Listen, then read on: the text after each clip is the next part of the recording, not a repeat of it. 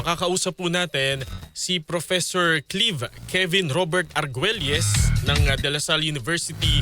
Siya rin po ang tagapagsalita at convener ng Bantay Senado. Magandang umaga po, Professor Arguelles, si Xander po at si Angel. Good morning, Prof. Hi, Sander at Angel. Magandang umaga. Opo, at kayo po'y abalang-abala no, sa pagpapaunlak po sa mga panayam. Nagpapasalamat po kami dahil sa pinaunlakan niyo po ang DZXL News. Maraming salamat sa imbitasyon sa Bantay Senado sa mga kasama natin sa DZXL.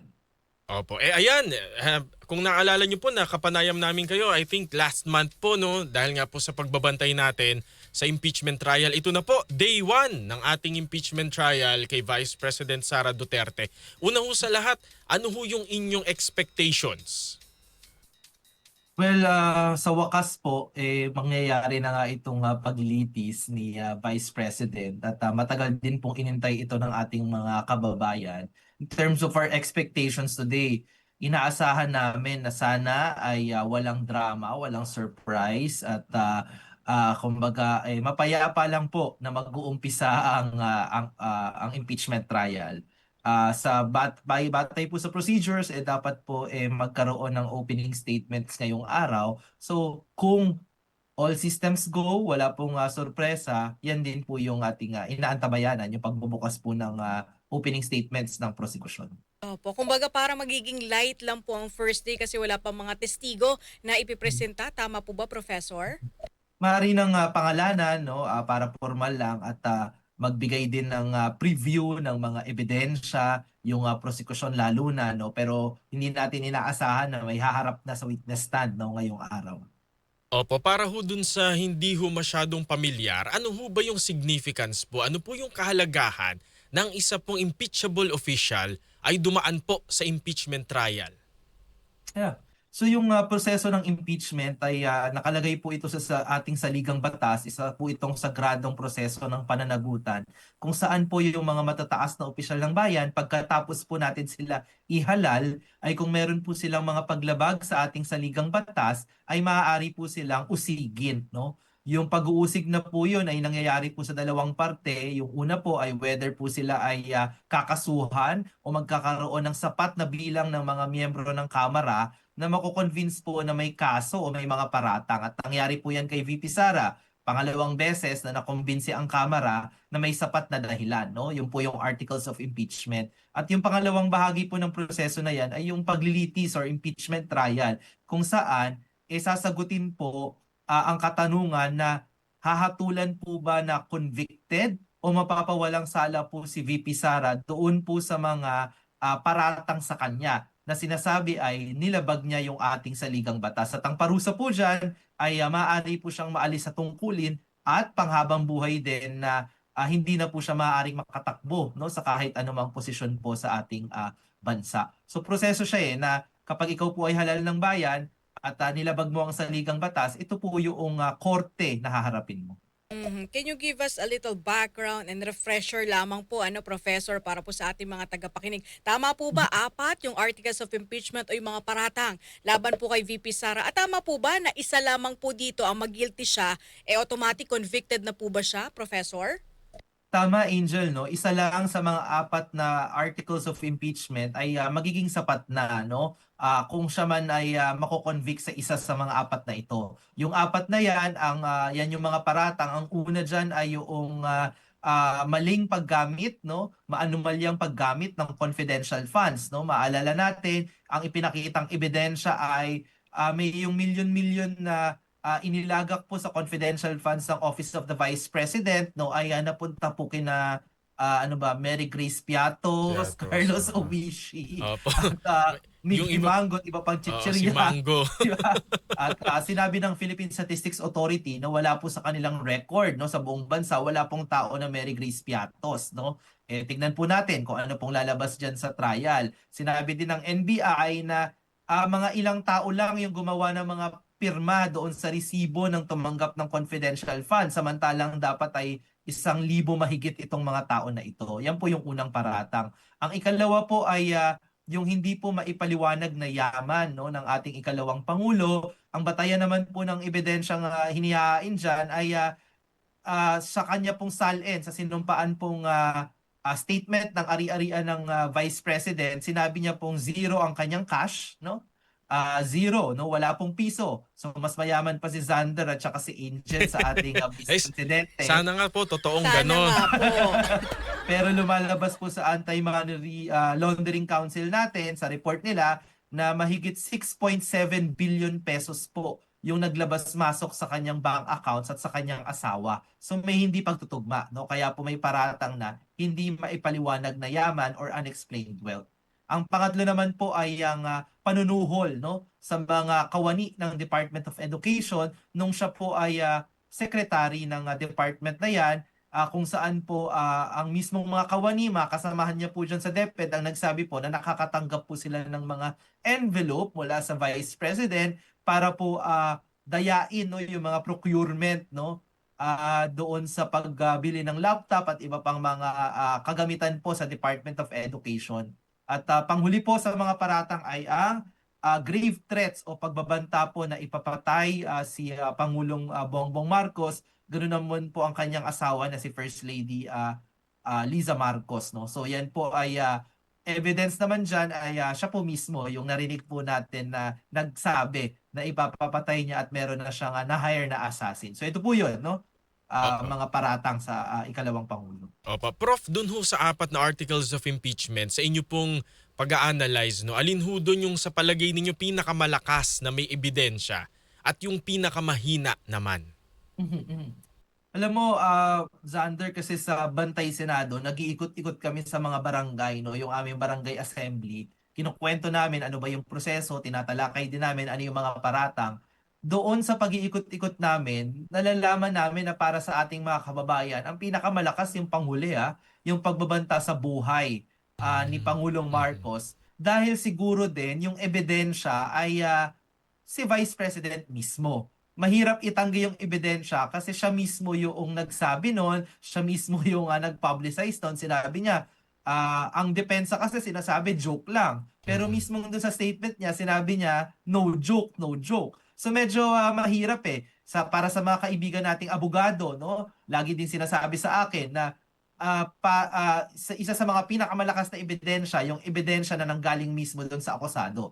Kaya nga halimbawa yan din yung naging problema ni Senator Marcoleta, di po ba, na siya din mismo yung nagsabi, di ba, na tumanggap siya, ganito yan, ganon. So yan, no? Siguro ang isa sa pinaka kailangan na pagtuunan ng pansin naman na maraming katanungan ng ating mga kababayan ay tungkol po doon sa hindi maipaliwanag na yaman, no? Kasi merong imahe yung mga Duterte family, no, kasama na po si Vice President, na mukhang ano naman, simpleng tao, ordinaryo naman, hindi naman mukhang magastos at maluho, no? Hindi naman parang kagaya ng mag-asawang Diskaya na limpak-limpak ang mga kotse, ang luxury car. So siguro kailangan na maintindihan ng ating mga kababayan ano ba yung ibig sabihin ng Anti-Money Laundering Council report na may 6.7 billion pesos na dumaan sa kanilang mga bank accounts. Nasaan po ba yan, di ba? Kaya siguro magiging important na evidence din yung tax record din ng ikalawang Pangulo, no?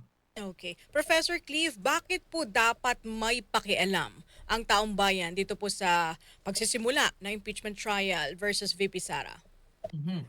Unang-una po, no, hindi po ito yung normal o yung regular na kasuhan, no, ng private na mga parties, no, para sa korte na yung kapitbahay mo nag-away sila, nagkasuhan sila, di gulo nila yan, issue nila yan, no. So hindi po ito normal na proseso ng korte. Isa po itong impeachment trial. Ang ibig sabihin po nito ay ginagawa po ito sa ngalan nating mga Pilipino, no. Haharap po si VP Sara sa mga paratang dahil ipinapatawag po siya ng impeachment court ng mga senator judges na kumakatawan po sa mga ordinaryong Pilipino. At pangalawa, ang pinag-uusapan po dito mga paratang may kinalaman po sa maanumalyang paggasta sa pera ng bayan, no? Ibig sabihin po, buwis po natin yan. Ibig sabihin po, yan po sana ay nalaan sa mga programa na maaaring napakinabangan ng marami, no? So, meron tayo ditong pake dahil pera natin yan yung maaaring hindi po nagamit ng tama. Ganun na din po kung totoong nagpayaman sa posisyon, again, interest po yan ng publiko. dahil hindi po dapat ang mga inihahalal natin ay nagpapayaman sa kanilang katungkulan. Dapat po ay nagsisilbi sila sa ating bayan. So para kay Juan de la Cruz, para kay ordinaryong mamamayan, no, yan po ang ibig sabihin ng impeachment trial na ito. Opo. Ilan ho ba ang kailangang boto para po mapa-impeach ang pangalawang Pangulo with the current setup po ng ating Senate po na may missing in action, meron namang naka BJMP nga raw Bong Jinggoy Marcoleta. Pero joke lang ho yun. Paano ho yung setup ngayon na kulang na po sila ng 24? Parang parang gusto ko yung BJMP niya sa akin. Nabasa ko lang ho yun, hindi ho sa akin galing. So sabi po sa ating saligang batas, kailangan po ng 2/3 ng mga kasapi po ng Senado para po mahatulan, no, yung Vice President. Kapag hindi po yan na-reach yung 2/3, yan po ay mapapawalang sala naman po at magpapatuloy siya sa kanyang tungkulin, no, bilang ikalawang Pangulo. May debate po sa ngayon kung ang ibig sabihin po ba ng 2/3 ay ibibilang po ba dyan yung mga hindi makakadalo. Dahil hindi po natin alam kung papayagan ba si Senator Jinggoy ng Sandigan Bayan na makadalo. Up to the court din po yan eh. Kahit po pumayag pa yung kanyang mga kasamahan sa Senado, kung hindi po siya papayagan ng Sandigan Bayan, hindi din po talaga siya makakadalo. Tapos si Senator Bato de la Rosa, di natin sure kung bababa po ba ulit, 'di ba? Kung saan nagtatago at magpapakita po ba ngayong araw, no? So may debate kung ang 2/3 po ay dapat kasama pa sila sa bilang. Kung kasama po sila, yung mga nakakulong, nagtatago, 16 po 'yan. Kung hindi naman, maaaring mapababa po, no? Maaaring maging 14 o 13 ay sapat na, depende po doon sa gagamiting bilang ng kabuuang kasapi po ng Senado. Opo. How confident naman po kayo, Professor Cleve, dito po sa ating mga senator judges? Tingin niyo po magiging patas po sila? Yan ang dahilan kung bakit tayo magbabantay, no? Meron namang sinumpaan na nag-take ng oath yung ating mga senator judges, nagsuot pa ng robe yan, no? Sabi nila magiging patas at walang kinikilingan sila. Yun din po yung expectation ng saligang batas. Pero syempre, hindi po tayo nakapikit na makikilahok dito sa impeachment trial. Kaya po kami bumuo ng ganitong grupo kasi gusto talaga namin pagmatyagan din, no, yung ating mga senator judges. So ibig sabihin, hindi lang si VP Sara yung babantayan ngayong araw at sa mga susunod na araw, pati din po yung mga senator judges. Sila po ba ay kakampi ng publiko na makakatulong para buksan ang mga ebidensya, para kilatisin ang mga testigo, o kaalyado po sa politika, pampolitikang interest po yung kanilang gagamiting batayan ng kanilang pagpapasya. Kung hindi po magiging patas, nandito po kami para po ipaalala sa kanila yung kanila pong tungkulin. Opo. At ano ho yung reaction ninyo, nababasa ho natin sa social media na meron din naman ho mga taga-suporta si VP Sara Duterte, no, sa ating bansa. Na ito raw hong Senate, itong impeachment trial ay yung kumbaga parang distraction lang, panglihis yan ng atensyon doon daw po sa flood control scandal. Mhm. Well, sa totoo lang po, nauna naman, no, yung impeachment complaint po, no, kay Vice President Sara Duterte. No, nakaraang taon pa po 'yan, no. So hindi lang maganda na dahil nabinbin po ng Senado. In fact, mga kakampi ni Vice President Sara Duterte po yung dahilan kung bakit napatagal ng ganito yung impeachment trial. So sa katunayan, no, pwede po nating sabihin na kaya po tayo umabot dito, nagkasyam-syam at ngayon lang po tayo gagawa ng paglilitis ay dahil din po sa mismo mga kaalyado ng ikalawang Pangulo. Kung nung unang pagkakataon pa lang po ay hinayaan na magpatuloy ang paglilitis dahil sabi ay forthwith, sabi ng konstitusyon ay forthwith, and dapat po ngayon, maaaring nakatuon din yung ating pansin sa doon sa flood control. Pangalawa naman po, sabay naman po na umuusad yung kaso doon sa mga maanumalyang flood control projects at saka ito pong impeachment court.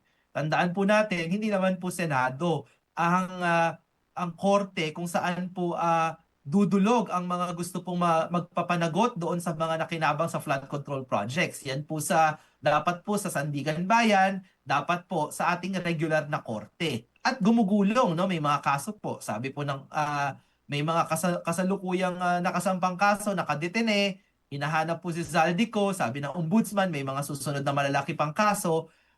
So dapat po malinaw na yung impeachment court, diyan po hinahabla kasi yung mga matataas na opisyal. Tapos doon naman po sa flood control, ibang korte po yung nagtatrabaho para diyan. Alright. Prof, kayo po ba sa Bantay Senado, meron po mga pagkilos na isasagawa ngayong araw, kasabay nga po ng pagsisimula ng impeachment trial? Yes, Angel, meron kaming tatlong gagawin ngayong araw at share lang namin, no. Una po ay nasa loob po kami ng impeachment court. May ilan po kami mga representative na mula sa Bantay Senado na manonood at magbabantay po doon, no, sa ano talagang mangyayari sa loob, no. Pangalawa po, meron po kaming community watch party, no. Tinatawag po naming tambayanan sa Tambayanan. Barangay Cruz Naligas po sa Diliman, Quezon City. Sama-sama po kaming manonood ng impeachment trial, no? Mga mamamayan po sa mga karating na barangay, pero bukas naman po ito sa lahat, no? Kung gusto po nila dumalo, meron po kami on standby na mga eksperto para po matulungan yung mga kababayan nating makasunod dun sa impeachment trial kasi may mga legal terms, may mga ano diyan, mga motions para din na makalahok po talaga yung ating mga kababayan. At panghuli po, meron din po kaming mga Bantay Senado patrollers sa iba't ibang panig po ng bansa. May mga maliliit po kasi kami pang mga community watch, mga TODA, mga karinderya po na may mga grupo po ng tao na sabay-sabay ding manonood at magre-report po sila para malaman po natin ano pong pagtingin ng mga komunidad dito po sa impeachment trial. Opo. Prof, pansamantala po, no, may ipapasok lang ho tayong flash report at hihingin din po namin yung inyong opinion dito. Saglit lang po. DZXL Flash Report. Breaking news mula kay XL Radyoman Chelsea Arcilia. Chelsea. Ipinag-utos na ng Sandigan Bayan 3rd Division ang pag-aresto kay Senator Rodante Marcoleta at 3 iba pang akusado para sa kasong plunder. Ito ay matapos ibasura ng korte ang motion to quash information at motion to hold or defer issuance of a warrant of arrest sa katatapos lang na pagdinig ngayong Lunes ng umaga. Sa ngayon, nasa loob pa ng Office of the Clerk of Court si Senator Rodante Marcoleta. Kasama mo sa Quezon City, Radyo Chelsea Arcilia, Tatak RMN, DZXO 558. DZXL Flash Report. Balikan po natin si Professor Clive Arguelles. Prof, napakinggan niyo po itong, although ibang paksaho ito, no, yun hong paglalabas po ng pagpapaaresto po kay Senador Rodante Marcoleta. Ang opinion po ng Bantay Senado. Yan, tingin po natin dapat galangin po ni Senator Marcoleta yung proseso ng batas. Malinaw po na siya mismo naman po sa kanya nang galing ebidensya, no, na siya po ay may tinanggap at ito po ay maaaring paglabag po dahil bawal po yan gawin ng isang nakaupong opisyal.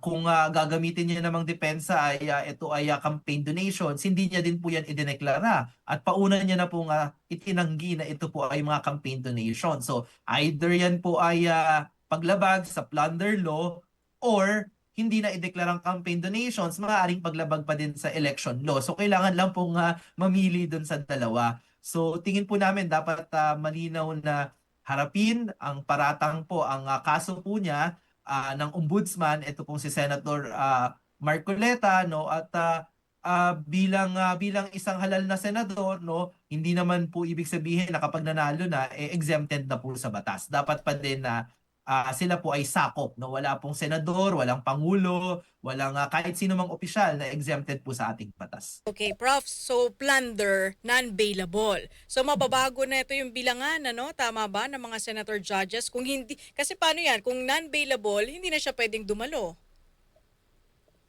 Oo, maaaring kapag talagang natuluyan na yan na yung arrest warrant, mangyayari po yung parang kay Senator Jinggoy Estrada na siya po ay maaaresto at hindi na po makakapag-participate, no? So isa po yan sa mga maaaring mangyari at ang tingin namin dyan, kung yan po talaga yung proseso ng batas, dapat din pong galangin. Hindi naman po maging maganda tignan kung gagamitin pong excuse yung impeachment trial para po hindi naman gumulong yung kaso ni Senator Marcoleta. Kasi ang mangyayari dyan, ang impeachment, proseso ng pananagutan dahil may paglabag sa saligang batas, di dapat din po yung ibang proseso ng pananagutan, hayaan po natin gumulong. Opo. Ang non-bailable offense ho ba tulad ng plunder ay pwede ho bang mag-file yung accused ng petition for bail? Ay, nako, hindi ko po to alam, no? Yung tungkol Sa po mga sa abogado appeal, natin. no? Opo. Tanungin natin po sa ating mga kaibigang abogado. Opo. At siguro po, meron ka pa bang, gusto ko na rin po i-follow up kasi po nasa ombudsman na rin naman ho yung ating pinag-uusapan. Si former Secretary, DPWH Secretary Manuel Bonoan ay ikinukonsidera po as state witness doon sa flood control. Ano ho yung inyong reaksyon dito? At parang gagamitin daw po to pinpoint si former House Speaker Ferdinand Martin Romualdez as the mastermind. Well, ako po hindi po ako masyadong kumbinsido na maganda po yung plano ng ombudsman na gamitin pong state witness, no, si DPWH Secretary Bonoan, no. May ilan po kaming mga katanungan diyan, no. Ako na lang personal po, no, diyan dahil malaki po yung sinasabi na kinita po ni Secretary Bonoan mula po doon sa maanumalyang flood control project. Sabi po, humigit kumulang 5 billion pesos yung annual, no, taunang kickbacks na 5 na billion. na ibulsa po ni Bonoan. I think kailangan pong ipakita sa akin bilang ordinaryong mamamayan na kung sincero po talaga siya na nagkamali siya at gusto niyang malutas itong suliranin na ito, kailangan siguro magbalik ng pera. Sabi nga ni Senator Ping Lacson, meron bang kahit 1 bilyong piso nakapagbalik po ba si Manuel Bonoan? Kasi malaki po yan, bilyon-bilyong piso. Ilang classrooms, ilang ospital na po yung maaaring makinabang sa ganyang kalaking pera. Pangalawa, sa atin pong standards, usually ang state witness dapat yung least Is guilty. guilty. Correct. Pero kung ikaw po ay DPWH Secretary at ang flood control projects po ay pangunahin na ipinatakbo ng departamento mo, parang duda po ako kung ito po ay definition ng isang least guilty. Bukod sa bukod sa 5 billion pesos po yung annual kickbacks allegedly, ikaw ang primary na nag-a-approve, naghahanap ng contractor, yung gumagawa ng desisyon, parang questionable kung least guilty. So, isa pang magiging consequence din kasi ng pagiging state witness ay maaring siya, absuelto na siya. Medyo, it doesn't sit well with me to see someone like the secretary na maaabsuelto kapalit ng nagturo po siya ng ibang tao. Alright. Prof, mabalik ako kay Senator Marcoleta. Yung iba kasi sinasabi na parang tila baga ni railroad kasi ang bilis daw po ng pagpapalabas ng warrant of arrest. Ganito po ba ang normal na proseso? At ang sinasabi kasi ng ilan sa mga kritiko, pagkalaban daw ng administrasyon, ang bilis ng pagpapalabas ng mga mandamiento de aresto. Dalawang sagot po dyan. Una, dahil hindi po mahirap buuin yung kaso din ni Senator Marcoleta. Dahil nga po sa nasabi natin na siya na po mismo kasi yung nagbigay ng mga ebidensya. Yung mga interviews niya po, ang tingin ng mga tao yan na yung ebidensya. Pero hindi lang yan po. Dahil yung isinimitan niya sa COMELEC, isa po yung signed affidavit, no? Isang legal document, pinatunayan niya mismo. Yun po yung isa sa pinaka backbone ng kaso po laban po sa kanya. So kumbaga, hindi na kailangan pang magtumpik-tumpik yung ombudsman, may sapat na ebidensya, may sapat na dahilan para magkaso, kaya po nandyan yung kaso. Ikalawa po, dapat po ay i-welcome natin na yung ating ombudsman sa kasalukuyang panahon napakasipag po, no? At ginagampanyan na yung kanyang tungkulin. Baka po kasi nasanay tayo dati sa ombudsman po sa panahon po ni President Duterte, si Samuel Martires, na medyo tinulugan po yung trabaho bilang ombudsman. Wala masyadong nakasuhan na mga matataas na opisyal ng bayan, no? At yung kaso po halimbawa ni Senator Joel Villanueva, secretly pa pala na dismiss, no? Doon po sa ombudsman. So sa katunayan po dapat po na natutuwa tayo dahil ang ombudsman po sa Tagalog yan po ay tanod bayan.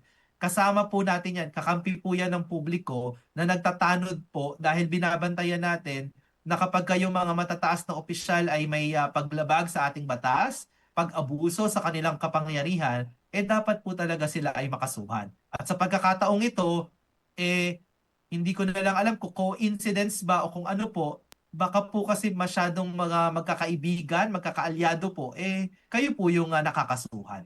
Opo. And with that, maraming salamat po Thank sa you, inyo, Prof. Professor. Teka lang, may comment po sa YouTube. Basahin ko lang po.